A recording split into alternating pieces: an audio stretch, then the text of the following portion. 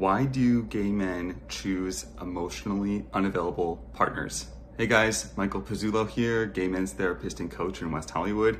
So this is a conundrum that I think so many gay men find themselves in, and I want to break it down to you and explain to you a few reasons why I think this is so common in our community and what you can begin to do about it. So the first thing is just to normalize, attraction is not logical.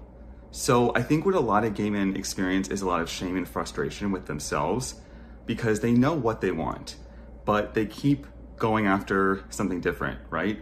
They say they want the guy who is, texts them back and is complimentary and is available and sweet and kind and those sorts of things. But instead, they often go after the guy who is flaky, distant, hard to get a hold of. Something about him feels more compelling. And even though they know that likely he's not going to be able to give them what they want. So I just want to first start by normalizing that attraction is not about logic. There's nothing wrong with you. Gay men are not, fundamentally broken or inept at developing relationships. What we're experiencing is being drawn towards something that's familiar rather than toward what's healthy. And I'll explain why. So the first reason why gay men are drawn to emotionally unavailable partners is that they still want to hide. So a lot of gay men grow up in a world where they can't be fully visible. They can't be themselves. Because if they do, they out themselves, or if they're more expressive or more open or more honest about their identity, they're likely to experience rejection, abandonment, you name it, right? So there becomes this familiarity with hiding oneself. And the thing is that if you find an emotionally available partner, he is actually going to encourage you to be open and be honest and be visible, right? He's going to want to see you. Whereas someone who is emotionally unavailable and distant, while they might make you feel insecure and frustrated because you're not getting the comfort that you're looking for, they give you permission to hide. And this is very compelling for gay men who are still stuck in this process of feeling more comfortable being hidden than being seen. The second reason is that gay men often chase intensity over intimacy. So if you think about it, a lot of our early relationships were quite intense because the stakes were very high.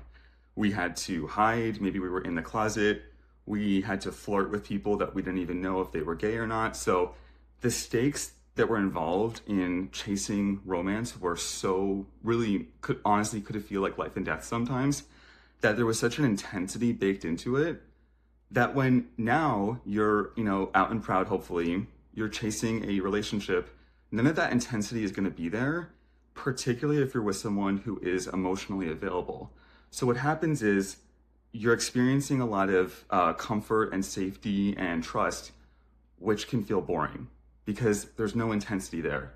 There's no hiding. There's no, being in the shadows. There's no I hope no one finds out, or, this is my only chance, or, there's just lots of options and people are open and gay men are much more free now. So while that's all good, I think what a lot of gay men experience is they're used to chasing intensity, and therefore the intimacy that they get from a emotionally available partner just doesn't feel right.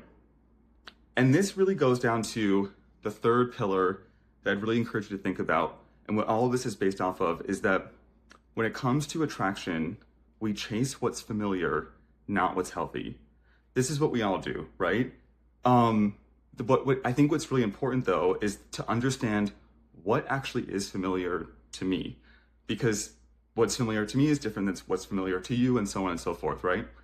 So what you want to do is do an audit and really think over, how was I taught to experience love and connection?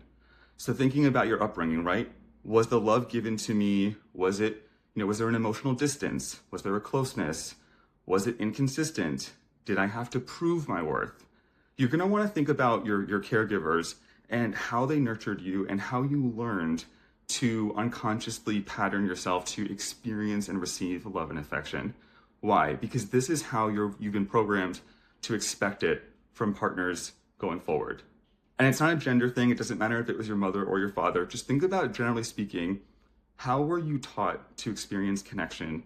And this is going to tell you a lot about what you unconsciously are drawn toward, what's familiar to you, and why you may be chasing something that's actually fundamentally not what you're looking for, because it is a familiar pattern that feels unconsciously correct, even if consciously you know better.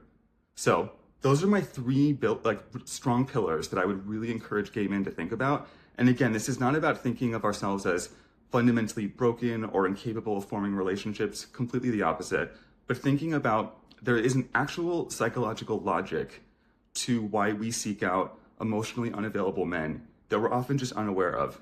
And what I always feel like is the more conscious we are, the more free we are.